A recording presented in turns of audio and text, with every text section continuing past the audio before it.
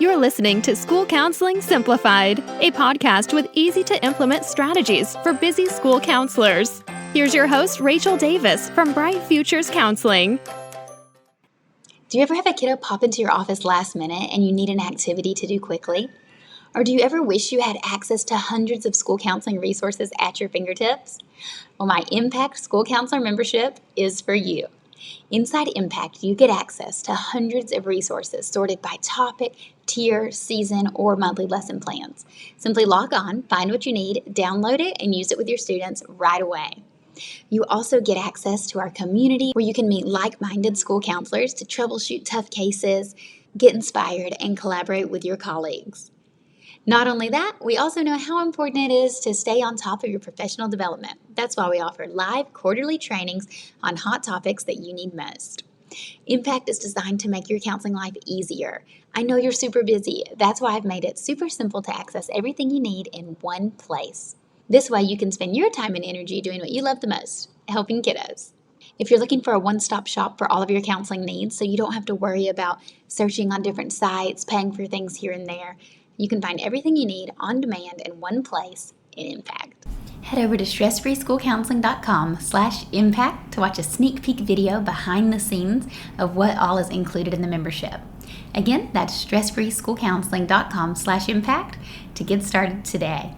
I can't wait to help you make an impact. Hey there, thanks for listening to another episode of School Counseling Simplified. In today's episode, I interview Rhea Parks. Rhea is one of our Impact members, and she's an elementary school counselor.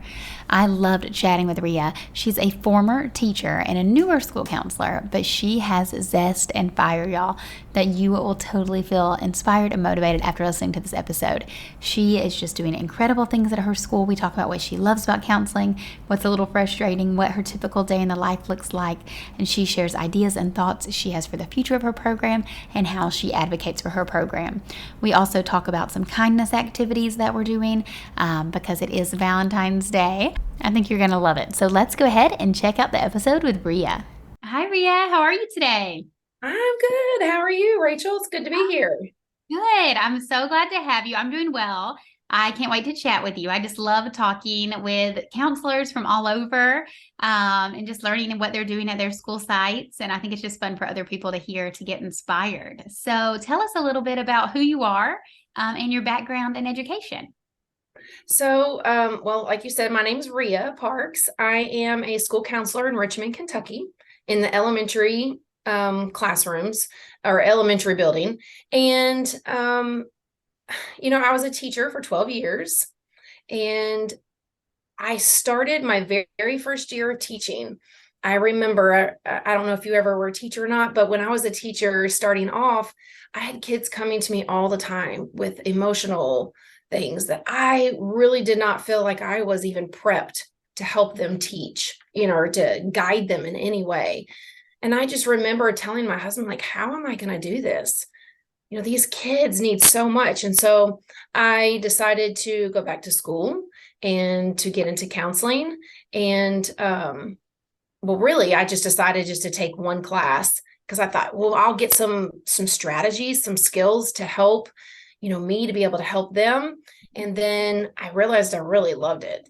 And I decided to kind of stick with it. And so here I am, 12 years later. However, this is only my second year teaching or really being as a school counselor. So it's taken me that whole time. I had little kids, working on, how that is working and trying to go back to school. It took me a long time.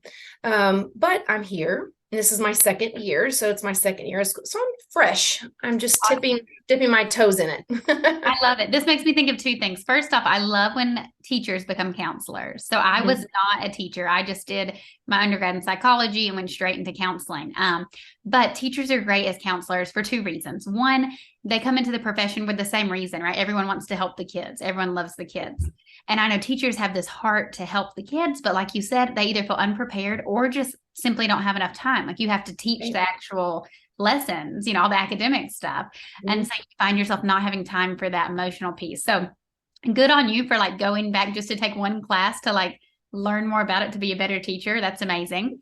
Which leads me to the second thing that is like, I wish the schools would do this for teachers, right? That schools have like a SEL like training for their teachers.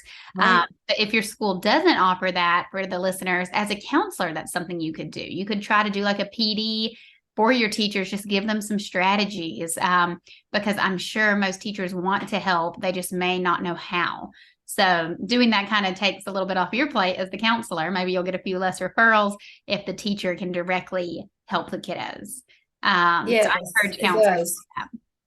Yes. Awesome. Okay. I love it. So it's your second year. Now tell us, what do you love about your job? What do you love about school counseling?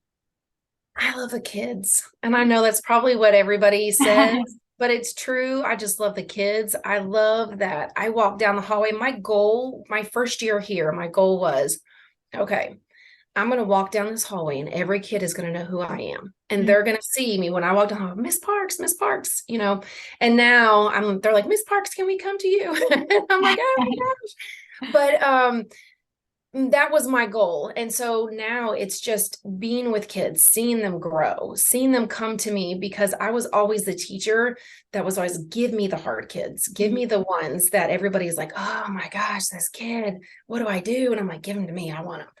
And so it's kind of the same thing now. It's, you know, give me this child. Let's put some things in place. Let's watch them grow. That's the best part for me, I think. Is just seeing them come in at one place, and I can document that with that data of this is where they are. And then by the end of it, just seeing them empower themselves, to either, whether it's loving themselves or being kinder to others, keeping their hands to themselves, the behavior in the classroom and those types of things. So that's really why I love my job. I love all of those answers. It sounds like you love a good challenge. You're like, send me the hard. I love that.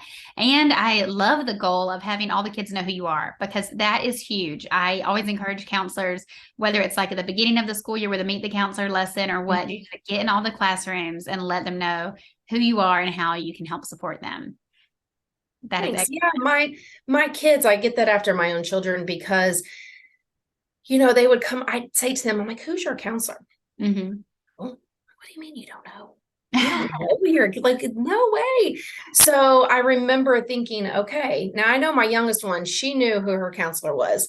But because she was out there, this is the person I learned from. And the kids knew exactly who she was. You said her name and it's like, yep, that's our school counselor. And I know exactly what I use her for. So that was my main goal. That's amazing. I love that. But if we are to be honest with ourselves, we know some parts of the job can be frustrating. So let's talk about those a little bit too. What do you find frustrating as a school counselor? Oh yeah, I'm 2 years in and I'm like, what? The time that I feel we don't get enough of that to meet with kids. There are a lot of other things on our plate that we are expected to do. Especially, I will speak for here where I am. I am the building assessment coordinator for the end of the year of the state assessments. I am the refer to as stat chair, which is our RTI chair. So I chair those meetings. I am in charge of the 504 chair for the medical diagnoses. I am in our elementary schools, we don't have a vice principal. We have a principal, and then there's me. And so if for some reason she's out for principal duties, then if there's issues in the building, then it's on me. Those are things that I deal with. And sometimes that does get taken away from my students or the kids that I have to meet with. So that, I think, is the most frustrating part, that I feel like sometimes counselors don't get heard in our profession of, this is what we know our students need. And this is what we're like fighting for and wanting to give them, but there is never enough time for us. And I'm pretty sure a lot of counselors could probably agree with that. And so for me, that is the most frustrating thing, is that amount of time. Yes. No, I know the listeners are like nodding their head, like, I have to do that too. I have to do that too. And I always try to help people, delegate what they can, or like get these advocates for these tasks to not be their responsibility. But the reality of it is, you're likely responsible for some of these things. Question about you being vice principal sometime or principal sometimes. Does this mean you end up having to handle like some disciplinarian things? Yeah. That is true. There's a lot of times though, when they come here, my principal is great at working with me and she understands my role and she supports me in my role, which is wonderful. So like say, for instance, today, I had 2 different instances of kids that I had to handle and deal with situations. So really for me, what me and my principal kind of tag team is if she's not here for some reason for district meetings, I'm meeting with the kids and calming them down, asking, how could you have done that better? Making them teachable moments for them, but I don't discipline. So I will get a lot of times the information, I will get the background, what happened? Why did you do that? What could you have done better? Those types of things. So I try to make it still count, within the realm of my counseling job. And then I usually tell them, I'm not going to give you that consequence because that's not my role. That's my principal's role. However, you do have to understand that there is going to be a consequence for your action, those types of things. So that's kind of how we work together on that. And she's great at supporting and knowing where she wants me and knowing what I need to do to help the kids. So and I know that's not for everybody, that's everybody perfect. has that. So it is great. Yes. No, that's amazing that you have a great relationship with your principal and feel supported by her. And I think you are rocking that. Like that's handling it perfectly. If I think for listeners who are in that role, like, well, I'm supposed to do these disciplinarian things, but I don't want to, just telling the kids like, that's not my role. I'll help you, work through it like this, but then we're going to pass it on. I think that is perfect. I really just want to build that relationship with them. And I feel like if I'm disciplining, I'm not building that, they can't trust me and they're not building that relationship. Yeah, that's what I was saying. I think you just answered that question perfectly. That yes, because you can't build the relationship if you're also the same person providing the consequence. So that's amazing. Okay. So we know every day is different as a counselor, right? Like totally different. But this is part of our day in the life series. So day in the life of a school counselor. So if you had to describe like your typical day, what would it look like? Oh, yes, you're right. It is one of those jobs where I tell some teachers come in, I think I want to do counseling. I'm like, okay. So just be ready to be super flexible because every day is a brand new adventure is what I tell them. So I'm like, so if you're up for adventures, welcome. You are to the right profession. So for me, Mondays, my schedule, I have set days. So Mondays and Wednesdays, I do small group and one-on-ones with students that either have been referred to me or most of them are really referred to me, or we use a program and EduClimber program that we look at our students' behaviors and how the teachers rate them. And so then I use that data as well. And that's on Mondays and Tuesdays. Mondays and Wednesdays. On Tuesdays, I teach guidance. Mm-hmm. And I teach guidance and I am in a push-in schedule with our related arts classes. Okay. Makes sense what I just said? So weekly, okay. Are you doing the same classes every week? No. So once a month, I will end up seeing every single class. And every month I teach a character trait. Mm-hmm. So it could be empathy, kindness, mm-hmm. perseverance. And so then every class will get that lesson. And we're first through fifth grade. So every class will get that lesson once a month. And then the next month will be a different character trait and I will see them again. And then Thursdays and Fridays are my scheduled days for all of my RTI stat meetings with parents and teachers for students. And then our 504 meetings as well for students with the parents and the teachers as well. So that's kind of how my days are scheduled out. Yeah. Well, it sounds like you have a super organized plan, which, I love. No, that sounds great. So which day is your favorite? Mondays and Wednesdays. Yeah. And I wish those were the days that I had every day. Mm-hmm. Thursdays and Fridays, sometimes I will get kids that have given me their own referral. I have a board outside where they can kind of put in what kind of storm they're in, whether it's a light rain, a really big tornado storm, or like an in-between where they're just kind of what they're wanting. And so they kind of give me that. And then I will try to work them in if I can on those days, just to kind of meet with them and check in with them. but Mondays and Wednesdays are my favorite. And I hope that I don't have that 5 days a week, but I, have to do all the other roles as well. Right, right. I love your referral form for the elementary level. That visual is so perfect of like the little bit of rain or thunderstorm, so you can kind of rank the severity there. So that's so great. Okay, so what ideas and thoughts do you have for the future? So when we were kind of planning out this episode, you had brought that up, and I was like, "Ooh, I want to hear what you have to say about that."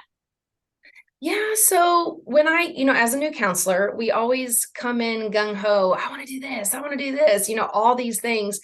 And really, honestly, I had an amazing mentor while I was doing my internship. It was a counselor at my school where I was a teacher. And she just did some of these fabulous things. And I thought, how in the world did you plan that? And now that I'm in the position I'm in, I'm like, how in the world did she plan that? How did she have time to do that? So those are things that I think about, like a kindness night. And so during kindness week, or like the random acts of kindness week, or there's the one at the end of January. Great Kindness Challenge, or that's it. Yes. Yeah. Mm-hmm. So either one of those, she's done a kindness night before. And I've thought about doing something like that here and wanting to start planning that of these are things that I want to do for the kids, even to bring families in, because where my school is, it's a Title I school. Mm-hmm. And we do have a hard time getting that family engagement. Mm-hmm. And so we've noticed that a lot of things, which I'm sure most schools are, if you bring food, or I was going to say, food and childcare, you will get the That's parents. Right. That's what I was going to say. If you have something to do with kids and food, it brings everybody, right? Mm-hmm. So things like that I think would be great here. Future things of just advocating more for more time with my kids so that I do have, more than just 2 days a week to meet with kids. Because as you know, a lot of the listeners know, the mental is so real right now. There's so that they're struggling with. Mm-hmm. And, I either need 2 of me or help somewhere else. So I really do see a lot of other things that I want to do. I don't know if you ever heard of Girls on the Run. Okay, I think so. Remind me. That sounds familiar, but I'm not sure. It's an after school program, or it can be after school if you want to, but there's leadership in there. You bring the girls in and you talk about a lot of things about self-esteem, body image, those types of things. And you kind of build a relationship with a group of girls. And then we talk about that, and then you're healthy and you can run, and it's at a pace. I am no means a runner. So, but, I might hang out with the girls and run a little bit. And I would get some help from here as well. I've talked to another teacher to help me do that. So programs like that to bring, even after school groups together, mentors of male mentors coming into the building to do things. I know that I've seen other people do things, guys with ties, mm-hmm. and working and just mentoring boys. And, if at the end they get a tie and they help them how to make a tie, and then they come out as like feeling empowered and as a leader. So I have all these ideas, and a lot of times I know that there's not a lot of time to plan and time to get it all together. And so, sometimes we're hard on ourselves. I get frustrated with myself not doing those types of things, but really advocating is really where I need to go. And I'm starting with that. Yes. Oh my gosh. I love your ideas. I'm feeling so inspired just hearing those. I know the listeners are.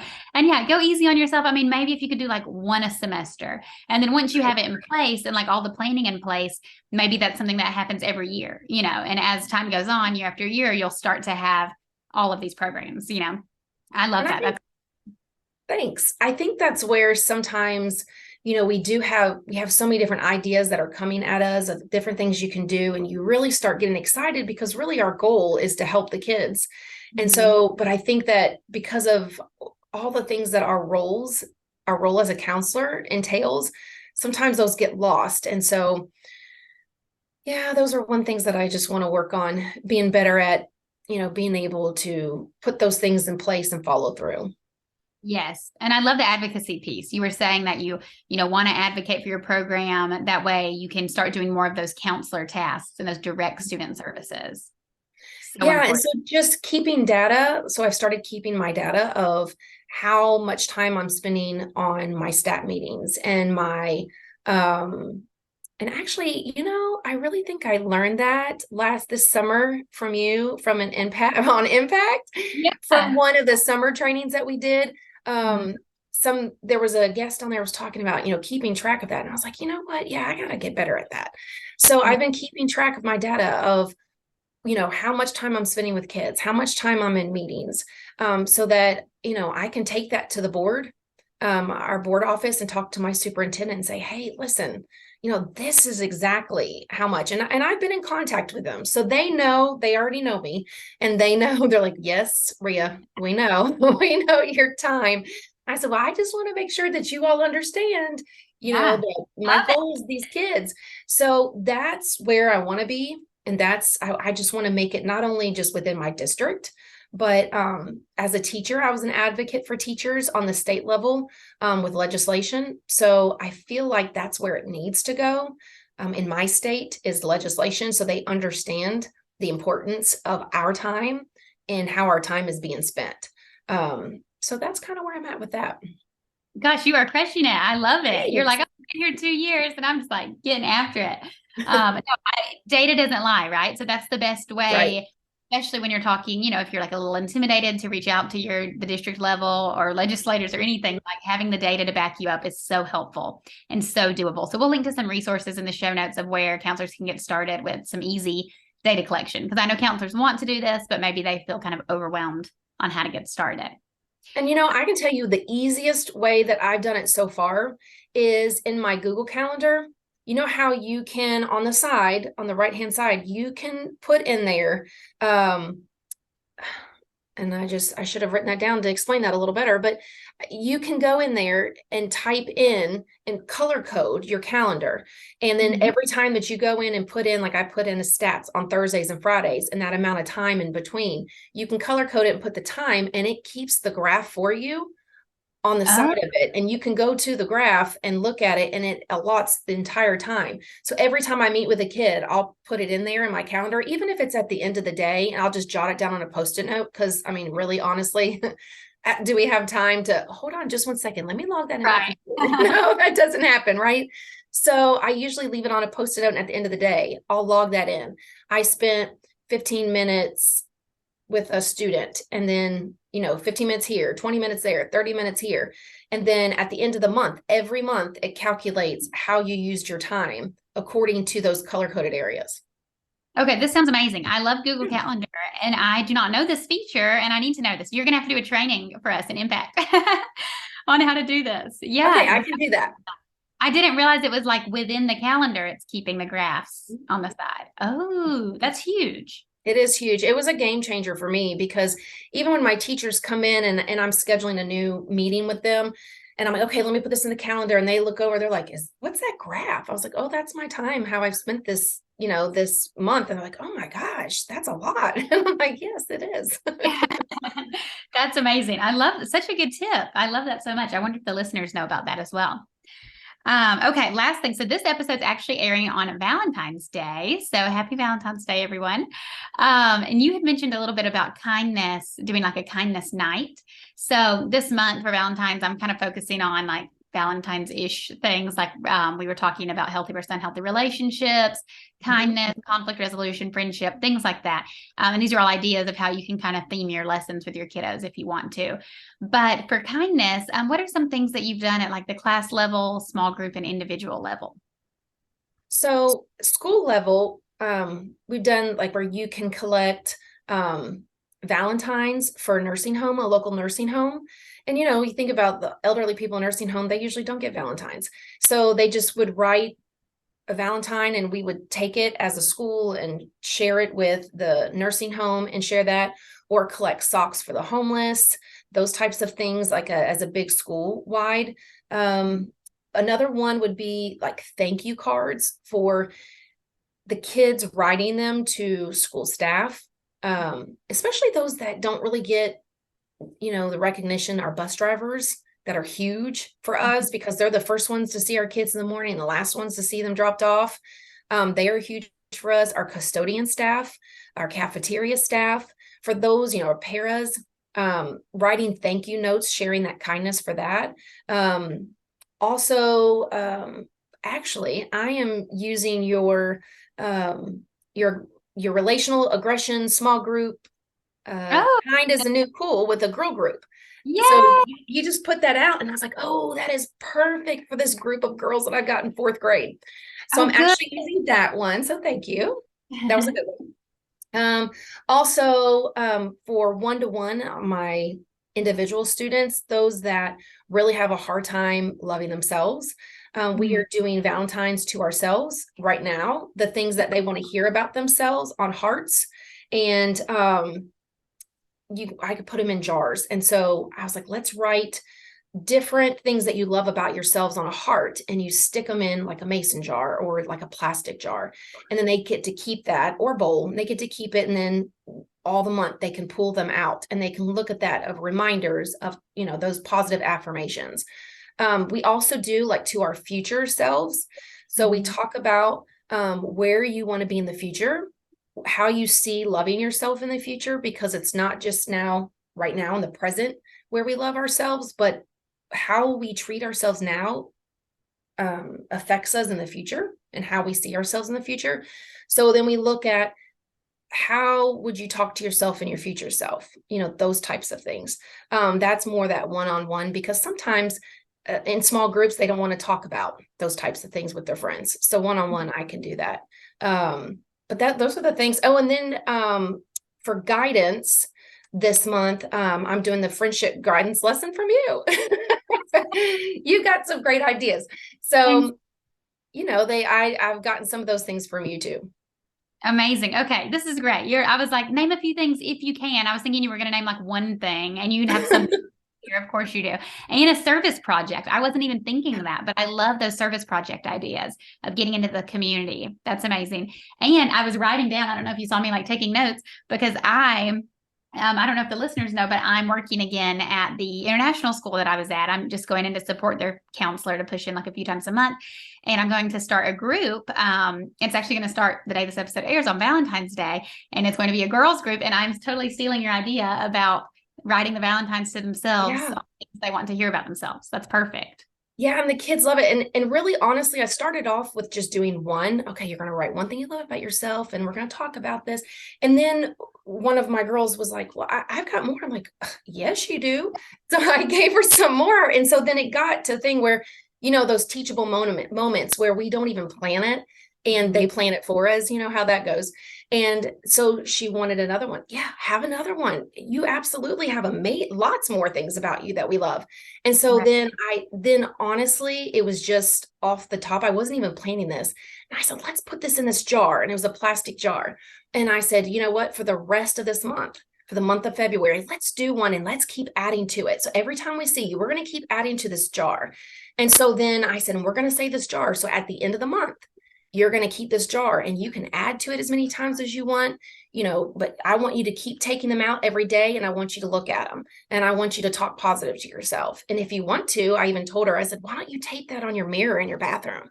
And then in the mirror, when you wake up and you're getting yourself dressed and you're doing your hair and you're looking at yourself and you're saying, oh, I don't want to go to school today, or, look at me. Then you're going to look at those positive affirmations that you made and all those truths about you. And you're going to remind yourself. So, those types of things, I think for her, she loved. And then, I just started doing that with the other kids and they loved it. Yes, I love it. That is so, so good. Such a good strategy. So I can't wait to use that as well. And I love something you said that stood out. You were saying, not just because, I've done before, like write something you love about yourself, but saying write something you want to hear about yourself. Yeah. Because if they're still developing self-esteem, they may not be able to identify what they love about themselves already. But doing this, they're able to like, well, I would like it if someone said that about me. And then of course, they're going to start saying it to themselves. So, so good. This has been an awesome episode. Thank you, Rhea. I have loved being here. This has been exciting. Yes. So tell us, do you, if anyone wants to connect with you, we can put a link in the show notes if anyone has any follow-up questions for you. I don't know if you wanted to give us your email or if you're on social or anything. Yeah, I can give you my email. I haven't, I'm just starting that whole process. I have our school's website, but I don't have anything social media out yet. I don't have time to make things. So that's why I love you so much because No. you are giving such great things for me to use. So, those are things that save me so much time, and being an impact member, and you did not tell me to say this, but I'm just saying this. Being an impact member really has saved me so much time in my job, because I really just don't, you know, I try to tell other people and new counselors, don't compare yourself to other counselors, because you can get so caught up in, oh my gosh, I should be doing this, I should be doing that. And I just tell them, don't compare. We are all different. And we all have things going on. Some are not married, don't have kids. Some do. Some have a big, huge family. Some just don't have the time, or really even don't have the desire to make those resources. And really, I just don't have the time. And so being an impact member has really saved me in my job. So I thank you so very much. Well, that definitely makes my day. I'm so glad to hear that. And I know, we know your time is so limited and valuable, and you need to spend it on those direct student services, not like creating something on Google. So I love it. I love it. Love it. So glad to hear that. Well, thank you. Yeah, you can give me your info and we'll put it in the show notes if people want to follow up and hear about more of your good ideas. And I'm not kidding about using you for a training on that Google Calendar feature. Yeah, absolutely. I would love to share. And I don't know how many people would know. It's really doesn't take that long either. It would literally probably be 5-10 minutes. Amazing. Amazing. Awesome. Well, thank you so much for coming on the show. It was so good talking to you. Thank you. You have a good day. Thanks for listening to School Counseling Simplified. You can find the links from today's episode in the show notes. If you'd like to connect with Rachel, she's on Instagram and Teachers Pay Teachers at Bright Futures Counseling. Be sure to subscribe to the podcast so you don't miss any episodes of School Counseling Simplified. Talk to you next week.